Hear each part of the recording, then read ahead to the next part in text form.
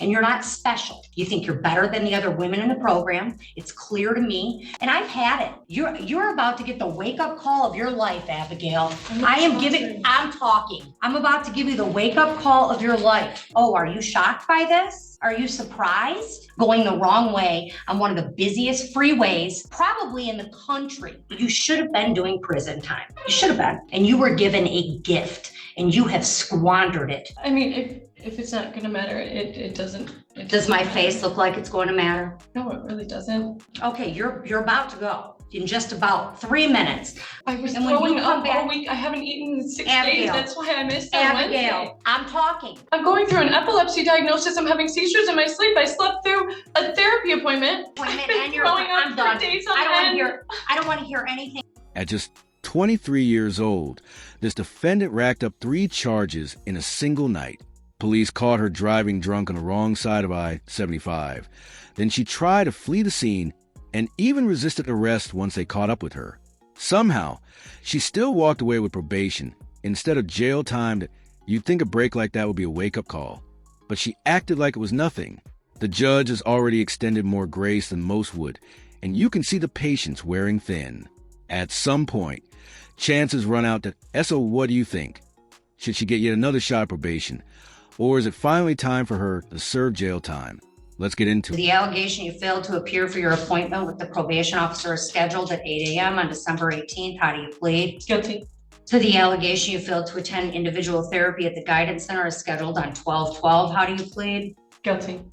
And then we're doing and to the allegation you failed to attend your individual therapy on 12/13. How do you plead? Not guilty. All right. All right, I'm going to accept the 2 guilty pleas as knowing and voluntarily given. All right. So I saw you, Abigail, on the 10th. And on the 10th, I let you turn yourself in for a day next door. I let you turn yourself in because I care more about your job than you do.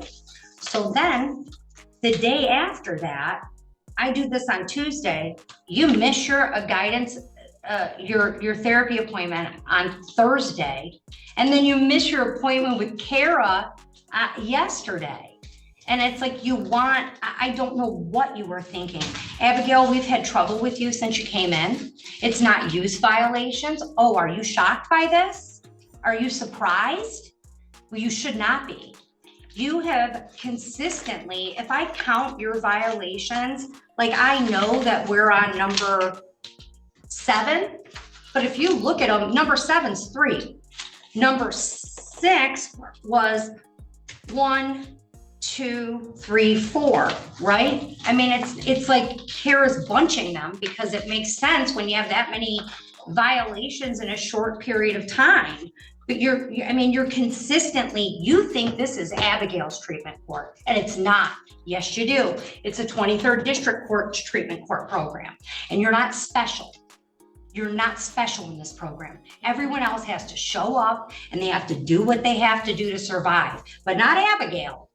Abigail can cancel her appointments as she sees fit. She can miss things, and it's a consistent pattern. And the response that we always get from you is like, well, I have a job. Well, your recovery is more important than your job. Because if you're sitting in Wayne County Jail, quite frankly, Abigail, on this, it should have been charged as a 3rd, and you should have a felony right now. Because let's talk about your record for a minute. You've had 3 drunk drivings in how long?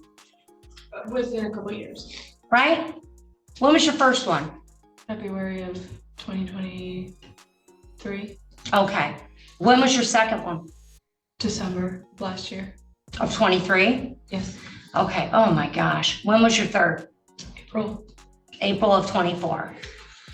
3 drunk drivings in a year? Less than a year? Am I bad at math? Just over a year. Just over a year. 3 drunk drivings. How old are you? 23. Your last drunk driving, Abigail, you drove the wrong way on which freeway? Which one? 75. 75 is, we are miles out of Detroit. One of the busiest freeways in the state of Michigan, and one of the busiest areas in the state of Michigan. And you drove the wrong way on the freeway. That's how drunk you were. I understand, Your Honor. Okay, well, we're going over it because I don't think you do. I genuinely Anyone who's ever driven on I-75 knows how packed and fast-moving it is. The thought of someone going the wrong way on that highway while drunk isn't just careless, it's incredibly dangerous. But what really stands out is what happened after she was given probation. She skipped treatment, missed required meetings, and pointed the finger at her job for every failure to comply. And trust me, the excuses don't stop there. By the end, she's still trying to justify it all. The judge even told her directly that if she lands in jail, that job she keeps hiding behind won't matter at all. That kind of behavior shows a complete lack of respect for court. A second chance is exactly that, a chance, not a free pass. A lot of people watching probably feel frustrated seeing someone throw away an opportunity others would do anything to have. If you think the judge is fully justified in sending her to jail at this point, let your opinion be heard. You wouldn't stop for the cops. And a cop had to tap your car to get you to stop and get you from killing someone else or killing yourself at 23 years old, your third one in just over a year. And you got a gift. One, you got your life. You're not dead. You're not in prison for killing someone else, which is a miracle, going the wrong way on one of the busiest freeways, probably in the country. We're the Motor City, and you're driving the wrong way on one of the busiest freeways outside of Detroit. Then you get the benefit somehow of, instead of having a felony, you get the benefit of getting a misdemeanor for this. And in exchange, you have to do a treatment court program. That's the thing. And you should have been doing prison time. You should have been. Or at least significant jail time. And you were given a gift and you have squandered it. I have watched you since you come into this program. You think you're better than the other women in the program. It's clear to me. You think that, well, I'm gonna start sponsoring someone, and you have all this time for all of these other activities. You don't have time to show up and do the things you have to do to stay out of jail. And I've had it. You're about to get the wake-up call of your life, Abigail. I'm talking. I'm about to give you the wake-up call of your life, okay? Because have you ever been to Wayne County Jail? No. Okay, you're about to go in just about 3 minutes. But let me tell you something. I have been to Wayne County Jail. I've been to Wayne County Jail a lot. I was there when I was a defense attorney, and I was there when I was a prosecutor. And it is not a nice place. It is not a pleasant place. And me giving you a day next door is not teaching you anything. I need you to understand you are looking at months in jail. Months. And quite frankly, even at their new facility, probably one of the grossest jails I've ever been in. And with people who are sitting in jail, awaiting trial or sentencing on pretty significant crimes. And you'll probably think you're better than them. And you're not, Abigail, because that's where you should be. So you are getting the wake-up call of your life. You're gonna sit down in the Wayne County Jail. What's your rec? 3 days. 5 days. You're doing 5 days in the Wayne County Jail. You got nothing else to do? Forget your job, forget everything else, Abigail. I want you to understand this. I want you to really reflect on the next 5 days. I want you to sit there and think, is that the life you want? Or do you want to comply? I'm talking. You can either comply with this program and get it together, or you can go do your 90. It makes no difference to me. I'd prefer you be here. I prefer you get the help you need, because whether you realize it or not, you have a problem, and you belong in this program more than a lot of the other women that are here. Because what you have done on these 3 offenses is abysmal. It's terrifying. You're doing your 5 days at the Wayne County Jail. I'm writing no early release. You're gonna really reflect. You'll be out for Christmas. My gut tells me to give you 7, and I don't know that you deserve that yet. You're going in right now. You'll get out in 5 days. No early release. I can't explain No, I don't need it. I don't care what you want. Okay, go ahead, Al. Go ahead. Let's see if we can get you up to. The second she started talking over the judge, you could feel the entire courtroom shift. You just don't interrupt a judge during sentencing, especially when your freedom is on the line. That almost never works out in your favor. The room went dead silent. Even her defense attorney didn't react. No expression, no argument. He just knew the outcome wasn't going to change. And here's the thing. The judge had already given her just 5 days in jail. Considering the charges she's facing, that's actually pretty lenient. It could have been a whole lot worse. SOY speak up at that moment? I've seen judges hand down months for far less. This judge has clearly shown a lot of patience. Yes, she raised her voice, but it was obvious why.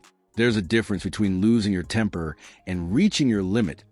If you watch enough of these cases, you start to recognize who's truly ready to take responsibility and who's still in denial. Based on her reaction, she doesn't seem ready to change. Now let's be real. Some of you probably think 5 days is fair. Others think it's nowhere near enough. But honestly, do you believe 5 days behind bars is going to change your behavior? If it's not gonna matter, it doesn't. Does my face look like it's going to matter? No, it really doesn't. I had a lot of really nice things to say about the program. I really appreciate being here. I understand that what I did is absolutely horrible. I feel awful about it every single day. I'm haunted by it, honestly. You should be. And I feel really, really grateful to be in this program and to have the opportunity to work towards a better life versus just incarceration. And I feel really grateful for treatment. Well, show up and do the program or go sit in jail. That's your option. I was And when you throwing come up back- all week. I haven't eaten in 6 days. Abigail. That's why I missed on Wednesday. Abigail, listen to me. I'm going through an epilepsy diagnosis. I'm having seizures in my sleep. I slept through a therapy appointment and I have a text from Josh that says any day that we need Zoom, we can use it. And then I showed up. And then he told me that we couldn't use it. It was a misunderstanding, miscommunication on his part or mine. I don't know, but I genuinely, I took everything into account the last time I was in front of you, and I took And it to then you heart. immediately missed another appointment and you're, Throwing up I'm for done. days on I don't want to end. hear anything else. I'll mark your file medical, enjoy your 5 days in the Wayne County Jail. When you come back, you can tell me whether you want to be here or whether you want to give your spot up for someone who's earned it. There was a hearing date for the. I don't care about the other violation, dismiss it. All right, come on up. Miss Heiss, I need you real quick at the podium. I need to give you your appeal rights. Not give you your appeal rights, and I want to make sure you know them from the date of your sentence or as permitted pursuant to MCR. Thank you, Miss Heiss, you're all set. Can you please not make Miss Heiss? This is what happens when someone burns through every second chance the court hands them. Probation isn't a slap on the wrist people think it is. It's a warning shot, an opportunity to prove you can follow the rules without sitting in a cell. And she ignored it completely. The judge made it crystal clear, no more excuses. This was the last time she was going to hear them. 5 days in jail might not sound like much on paper, but when it comes from a judge who's officially had enough, it carries weight. It's not just about the number, it's about the message. Personally, I think the 5 days was the right call. Maybe it finally gets through to her. Maybe it doesn't. But it shows how quickly a court can go from patient to fed up when someone keeps pushing the limits.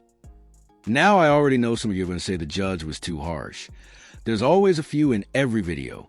But at the end of the day, we're talking about someone who broke the law and then violated the conditions meant to keep her out of jail. That's not normal everyday behavior. Driving the wrong way on a freeway and ignoring court orders isn't a small mistake. SO, tell me what you think. Was 5 days too harsh?